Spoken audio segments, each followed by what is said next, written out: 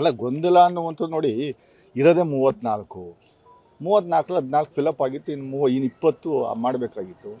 ಅದು ಪ್ರಾದೇಶಿಕವಾರು, ಸಮತೋಲನದ ಆಧಾರದ ಮೇಲೆ ಜಾತಿವಾರು, ಆಮೇಲೆ ಯಂಗ್ಸ್ಟರ್ಸ್ಗೆ ಕೊಡಬೇಕು ಅನ್ನೋ ನಿರ್ಧಾರ ತಗೊಂಡು ಹೈಕಮಾಂಡು ಒಂದಷ್ಟು ಅವ್ರದ್ದೇ ಆದಂಥ ಒಂದು ಫಾರ್ಮುಲಾನ ಉಪಯೋಗಿಸಿ ಕೊಟ್ಟಿದ್ದಾರೆ.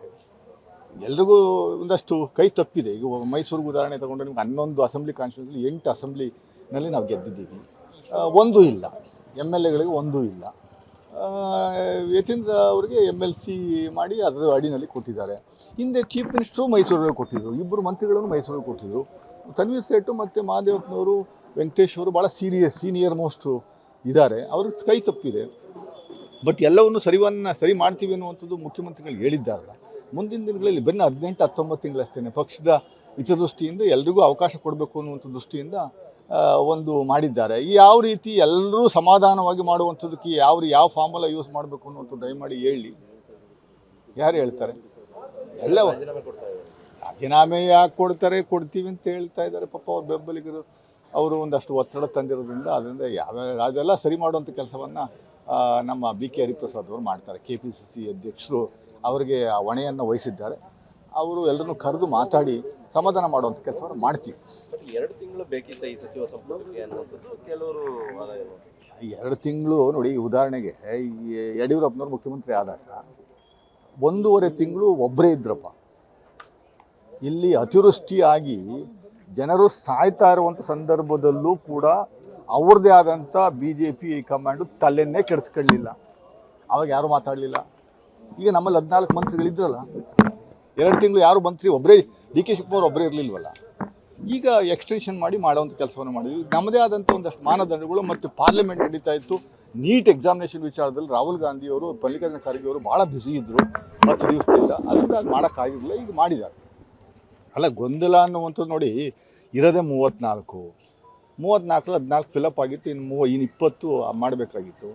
ಅದು ಪ್ರಾದೇಶಿಕವಾರು, ಸಮತೋಲನದ ಆಧಾರದ ಮೇಲೆ ಜಾತಿವಾರು, ಆಮೇಲೆ ಯಂಗ್ಸ್ಟರ್ಸ್ಗೆ ಕೊಡಬೇಕು ಅನ್ನೋ ನಿರ್ಧಾರ ತಗೊಂಡು ಹೈಕಮಾಂಡು ಒಂದಷ್ಟು ಅವ್ರದ್ದೇ ಆದಂಥ ಒಂದು ಫಾರ್ಮುಲಾನ ಉಪಯೋಗಿಸಿ ಕೊಟ್ಟಿದ್ದಾರೆ.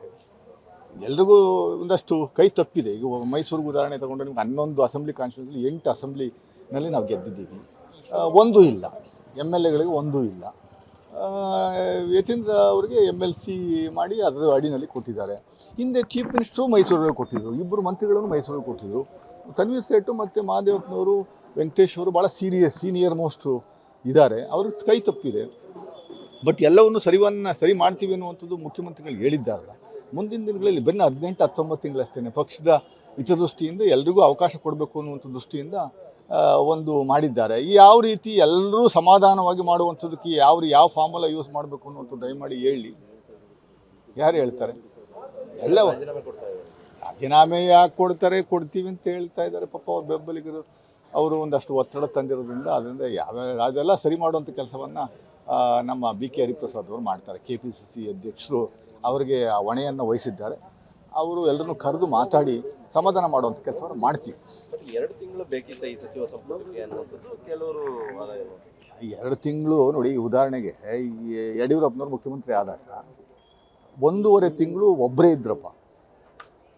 ಇಲ್ಲಿ ಅತಿವೃಷ್ಟಿಯಾಗಿ ಜನರು ಸಾಯ್ತಾ ಇರುವಂಥ ಸಂದರ್ಭದಲ್ಲೂ ಕೂಡ ಅವ್ರದ್ದೇ ಆದಂಥ BJP ಕಮಾಂಡು ತಲೆಯನ್ನೇ ಕೆಡಿಸ್ಕೊಳ್ಳಲಿಲ್ಲ. ಅವಾಗ ಯಾರೂ ಮಾತಾಡಲಿಲ್ಲ. ಈಗ ನಮ್ಮಲ್ಲಿ 14 ಮಂತ್ರಿಗಳಿದ್ರಲ್ಲ, 2 ತಿಂಗಳು ಯಾರು ಮಂತ್ರಿ ಒಬ್ಬರೇ, DK ಶಿವಕುಮಾರ್ ಒಬ್ಬರೇ ಇರಲಿಲ್ವಲ್ಲ. ಈಗ ಎಕ್ಸ್ಟೆನ್ಷನ್ ಮಾಡಿ ಮಾಡುವಂಥ ಕೆಲಸವನ್ನು ಮಾಡಿದ್ವಿ. ನಮ್ಮದೇ ಆದಂಥ ಒಂದಷ್ಟು ಮಾನದಂಡಗಳು ಮತ್ತು ಪಾರ್ಲಿಮೆಂಟ್ ನಡೀತಾ ಇತ್ತು. ನೀಟ್ ಎಕ್ಸಾಮಿನೇಷನ್ ವಿಚಾರದಲ್ಲಿ ರಾಹುಲ್ ಗಾಂಧಿಯವರು, ಮಲ್ಲಿಕಾರ್ಜುನ ಖರ್ಗೆ ಅವರು ಭಾಳ ಬ್ಯುಸಿ ಇದ್ದರು. 10 ದಿವಸದಿಂದ ಅದರಿಂದ ಅದು ಮಾಡೋಕ್ಕಾಗಿರಲಿಲ್ಲ. ಈಗ ಮಾಡಿದ್ದಾರೆ.